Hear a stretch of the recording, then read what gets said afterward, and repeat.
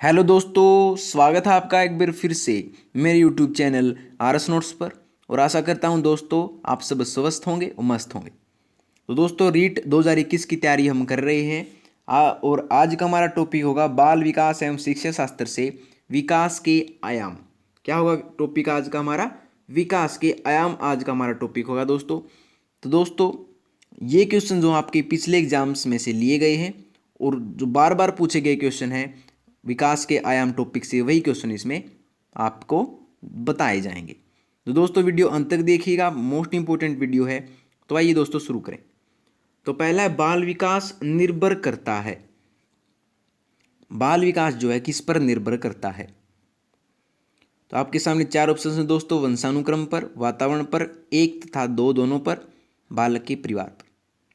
तो ये होता है दोस्तों वंशानुक्रम पर और वातावरण पर। बार बार पूछा गया क्वेश्चन है दोस्तों, बाल विकास जो आपका वंशानुक्रम और वातावरण पर निर्भर करता है। ठीक है, याद रखिएगा।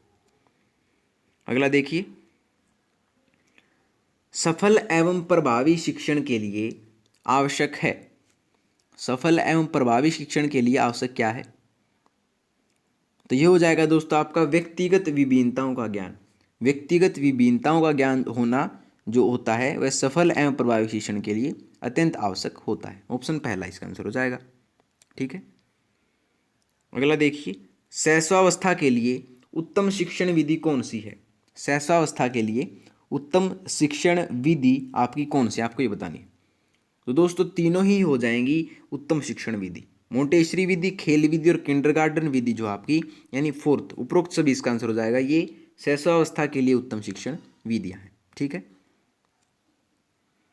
अगला देखिए, प्राथमिक स्तर की शिक्षा होनी चाहिए। प्राथमिक स्तर की शिक्षा कैसी होनी चाहिए आपकी? तो ये होनी चाहिए मूर्त, जीवन से संबंधित और रोचक। तीनों ही आंसर होने चाहिए इसके दोस्तों। उपरोक्त फोर्थ इसका आंसर हो जाएगा। प्राथमिक स्तर की शिक्षा मूर्त होनी चाहिए, जो बच्चों को दिखाई जा सके, जीवन से संबंधित होनी चाहिए और रोचक होनी चाहिए। ठीक है, हर क्वेश्चन महत्वपूर्ण है दोस्तों, एक भी क्वेश्चन मिस ना कीजिएगा। अगला देखिए, प्राथमिक स्तर पर की शिक्षा में होना चाहिए। प्राथमिक स्तर की शिक्षा में क्या होना चाहिए? जो प्राथमिक स्तर की शिक्षा होती है तो उसमें होना चाहिए आपका दोस्तों छात्र क्रियातब पर आधारित। प्राथमिक स्तर की शिक्षा आपकी छात्र क्रियातब पर आधारित होनी चाहिए। ठीक है, ऑप्शन दूसरा। अगला देखिए, प्रारंभिक स्तर की शिक्षा में महत्व देना चाहिए। प्रारंभिक जो स्तर की शिक्षा है उसमें महत्व देना चाहिए। किसको महत्व देना चाहिए?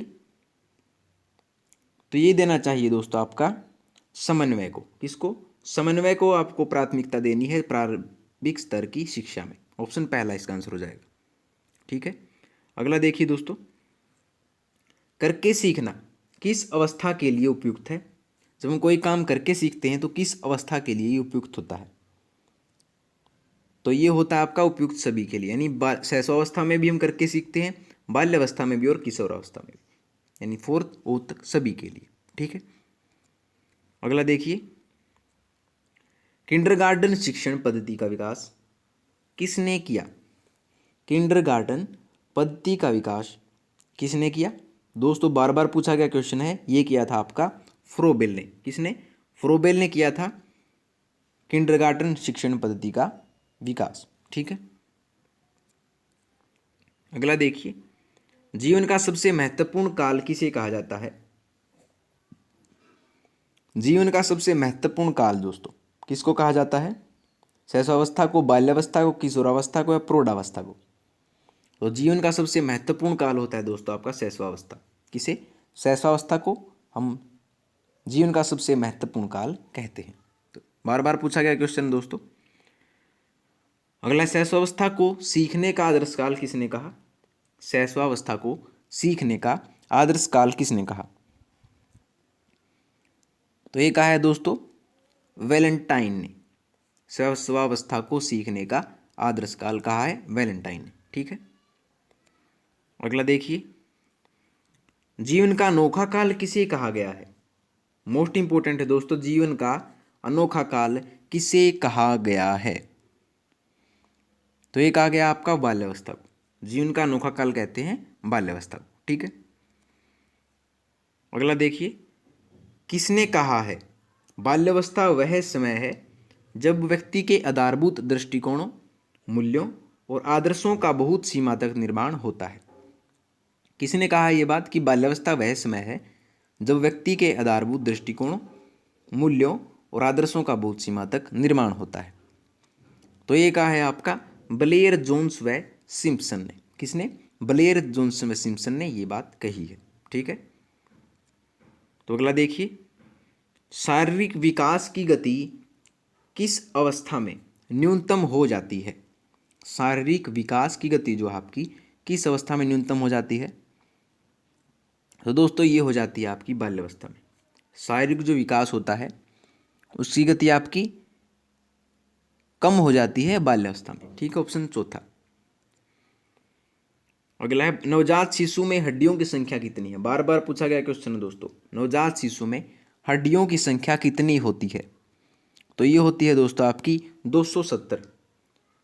सामान्य मनुष्य में होती है 206 और नवजात शिशु में होती है हड्डियों की संख्या 270। ठीक है दोस्तों, याद रखिएगा।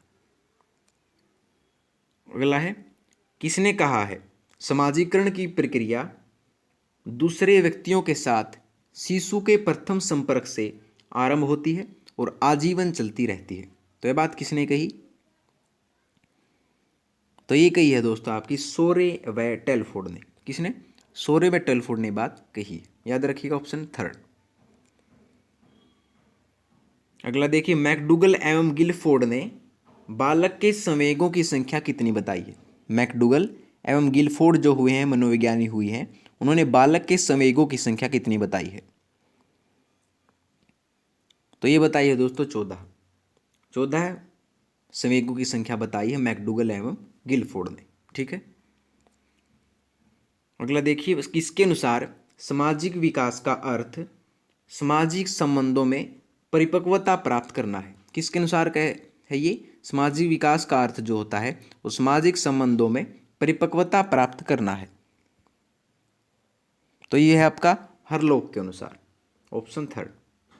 ठीक है दोस्तों, अगला देखिए, गिलफोर्ड ने संवेगों के कितने वर्ग बनाए हैं?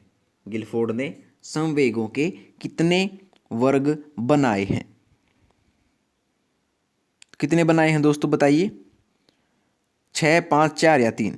तो ये बनाए हैं दोस्तों गिलफोर्ड ने संवेगों के 3 जो है ये वर्ग बनाए हैं। 3 वर्ग, याद रखिएगा दोस्तों। ठीक है, अगला देखिए, जेबी वॉटसन के अनुसार नवजात शिशु में पाया जाने वाला संवेग कौन सा है? नवजात शिशु में जो है पाया जाने वाला संवेग कौन सा है जेबी वॉटसन के अनुसार? तो ये सभी हैं दोस्तों, प्रेम, क्रोध या भय, तीनों ही होंगे इसमें दोस्तों जेबी वॉटसन के अनुसार नवजात शिशु में पाया जाने वाला संवेग। ठीक है, अगला देखिए, वैलेंटाइन के अनुसार सीखने का आदर्श काल क्या है? वैलेंटाइन के अनुसार जो है सीखने का आदर्श काल क्या माना गया है? शैशवावस्था, बाल्यावस्था, किशोरावस्था या प्रौढ़ावस्था? तो ये माना गया है दोस्तों शैशवावस्था। वैलेंटाइन के अनुसार जो है सीखने का आदर्श काल माना गया है शैशवावस्था को। ठीक है, अगला देखिए, किस मनोवैज्ञानिक ने बाल विकास का वैज्ञानिक विवेचन प्रस्तुत किया है? तो किस मनोवैज्ञानिक ने जो है बाल विकास का वैज्ञानिक विवेचन प्रस्तुत किया है? तो ये क्या है आपका पेस्टोलॉजी ने। पेस्टोलॉजी ने कहा है ये बाल विकास का वैज्ञानिक विवेचन प्रस्तुत किया। ठीक है, पेस्टोलॉजी। अगला, कोल ने संवेगात्मक विकास का अनोखा काल किस अवस्था को कहा है? कोल ने जो है संवेगात्मक विकास का अनोखा काल किस अवस्था को कहा है? तो ये कहा है दोस्तों बाल्यावस्था को। बाल्यावस्था को कहा है कोल ने संवेगात्मक विकास का अनोखा काल। ठीक है, हर क्वेश्चन मोस्ट इंपॉर्टेंट है दोस्तों। अगला देखिए, किस अवस्था में संवेगों की अस्थिरता सर्वाधिक होती है? किस अवस्था में जो है संवेगों की अस्थिरता सर्वाधिक होती है? तो ये होती है शिशु अवस्था में। शिशु अवस्था में जो है संवेगों की अस्थिरता सर्वाधिक होती है। ठीक है, सिगमंड फ्रायड के अनुसार किस अवस्था में बालक में आत्म नैतिकता आरंभ हो जाती है? सिगमंड फ्रायड के अनुसार किस अवस्था में बालक में आत्म नैतिकता आरंभ हो जाती है।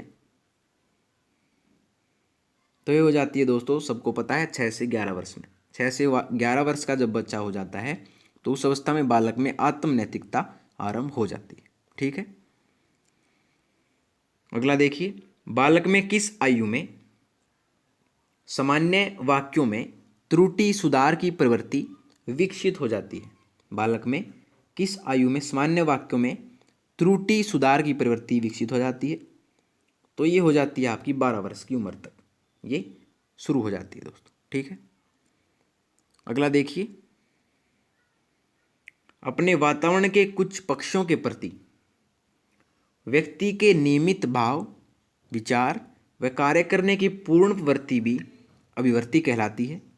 यह मत किस मनोवैज्ञानिक का है कि जो अपने वातावरण के कुछ पक्षों के प्रति व्यक्ति के भाव, विचार व कार्य करने की जो पूर्ण वृत्ति होती है उसको अभिवृत्ति कहते हैं। तो ये बात किसने कही?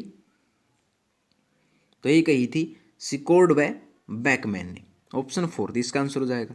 ठीक है, अगला देखिए, मनोवृत्ति के विकास के लिए शिक्षक को किन विधियों का प्रयोग करना चाहिए? मनोवृत्ति के विकास के लिए जो है शिक्षक को किन विधियों का प्रयोग करना चाहिए? तो ये करना चाहिए दोस्तों उपरोक्त सभी का, यानी कि सूचना तथा प्रचार, संपर्क का और समूह प्रकार का। ठीक है, अगला देखिए, अभिवृत्ति को व्यक्ति के संसार के किसी अंग के प्रति प्रेरणात्मक, संवेगात्मक या प्रत्यक्षात्मक एवं ज्ञानात्मक प्रतिक्रियाओं के स्थायी संगठन के रूप में परिभाषित किया जा सकता है। तो यह है अभिवृत्ति के बारे में ऐसी परिभाषा किस मनोवैज्ञानिक ने दी है? ठीक है दोस्तों, आपको ये बताना है कि ये परिभाषा किसने दी। तो ये दी थी दोस्तों क्रैच एवं क्रचफील्ड का। किसका है ये दी थी क्रैच एवं क्रचफील्ड ने। ऑप्शन 3। ठीक है दोस्तों, अगला देखिए, तीव्र शारीरिक क्रियाशीलता अभिवृत्ति का काल है। तीव्र शारीरिक क्रियाशीलता अभिवृत्ति का काल कौन सा है? तो ये है दोस्तों आपका बाल्यावस्था। बाल्यावस्था को हम क्या कहते हैं? तीव्र शारीरिक क्रियाशीलता अभिवृत्ति का काल। ठीक है, अगला देखिए, कल्पना शक्ति एवं अमूर्त चिंतन बाल विकास की किस अवस्था में प्रारंभ हो जाता है? कल्पना शक्ति एवं जो अमूर्त चिंतन होता है वो बाल विकास की किस अवस्था में प्रारंभ हो जाता है? तो सबको पता है दोस्तों ये हो जाता है बाल्यावस्था के उत्तरार्ध में। ऑप्शन 3। ठीक है, अगला देखिए, बाल्यावस्था में शिक्षण होना चाहिए। बाल्यावस्था में शिक्षण कैसा होना चाहिए, किसके अनुसार होना चाहिए? ये होना चाहिए आपका बालक के क्षमताओं के अनुसार, बालक की रुचियों के अनुसार। ऑप्शन 3 इसका आंसर हो जाएगा, उक्त 1 एवं दोनों।